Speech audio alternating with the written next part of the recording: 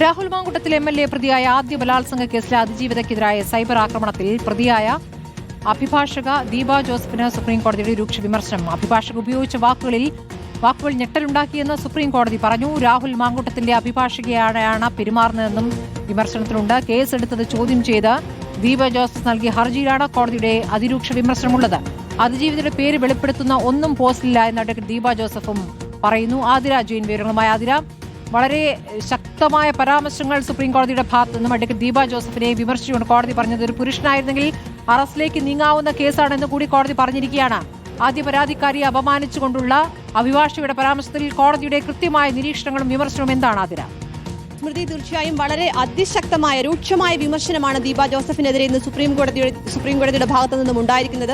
ഒരു അഭിഭാഷക എന്ന നിലയിൽ നിങ്ങൾ ഉന്നയിക്കാവുന്ന വാക്കുകളാണ് ഉപയോഗിച്ചതെന്ന് സുപ്രീംകോടതി ചോദിച്ചിട്ടുണ്ട്. താങ്കളുടെ വാക്കുകൾ ഞെട്ടലുണ്ടാക്കുന്നതാണെന്ന് സുപ്രീംകോടതി പറഞ്ഞു. ഒരു പുരുഷനായിരുന്നെങ്കിൽ അറസ്റ്റ് ചെയ്യാൻ ഉത്തരവിടാമായിരുന്നു. ഒരു അഭിഭാഷക എന്ന രീതിയിൽ അതിജീവിതയെ അധിക്ഷേപിക്കുന്ന രീതിയിലുള്ള വാക്കുകൾ എങ്ങനെ ഉപയോഗിക്കാൻ കഴിഞ്ഞുവെന്നാണ് സുപ്രീംകോടതി ചോദിച്ചത്.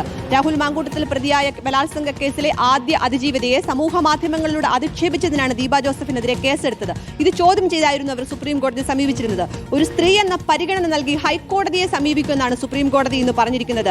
ഡൽഹിയിൽ ഇരുന്ന് തന്നെ ഹൈക്കോടതി സമീപിക്കാവുന്നതേ ഉള്ളൂ. അതുകൊണ്ട് ഹൈക്കോടതിയെ സമീപിക്കുക എന്നാണ് സുപ്രീംകോടതിയിൽ നിന്ന് ഭാഗത്തു നിന്ന് ഉണ്ടായത്. ഡിജിറ്റലൈസേഷൻ നടപ്പാക്കിയ ആധുനിക കോടതിയാണ് കേരള ഹൈക്കോടതി. അതുകൊണ്ട് ദില്ലിയിൽ ഇരുന്ന് തന്നെ താങ്കൾക്ക് കേരള ഹൈക്കോടതി സമീപിക്കാമെന്ന് സുപ്രീംകോടതി വിമർശിച്ചിട്ടുണ്ട്.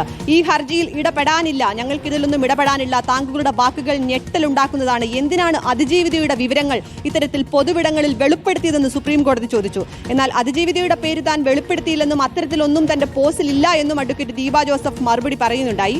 കുറ്റം ചെയ്തുവെങ്കിൽ പ്രോസിക്യൂഷൻ നടപടി നേരിടാമെന്നും ദീപ ജോസഫ് പറഞ്ഞു. എന്നവർ നേരിട്ട് ഹാജരായിരുന്നു. രാഹുൽ മാങ്കൂട്ടത്തിന്റെ അഭിഭാഷകയായാണ് താങ്കൾ പെരുമാറുന്നത് സുപ്രീംകോടതി തിരിച്ചവരെ രൂക്ഷമായി വിമർശിച്ചുകൊണ്ട് പറഞ്ഞു. അതിജീവിതയുടെ ഭർത്താവ് പറഞ്ഞ കാര്യങ്ങളാണ് ഞാൻ പറഞ്ഞതെന്ന് അവർ പറഞ്ഞപ്പോൾ സുപ്രീംകോടതി ചോദിച്ചത് ഇത്തരത്തിലുള്ള വാക്കുകൾ അഭിഭാഷകനോട് പറഞ്ഞ വിവരങ്ങൾ സാമൂഹിക മാധ്യമങ്ങളിൽ എഴുതുന്നത് എങ്ങനെ പ്രൊഫഷണൽ സമീപനമാകും?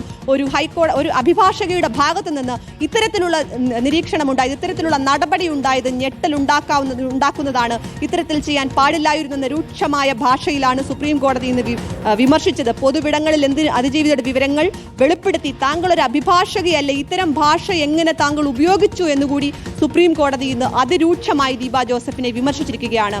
സ്മൃതി, ശരി, ആതിര ജെയിനാണ് വിവരങ്ങൾ നൽകിയത്.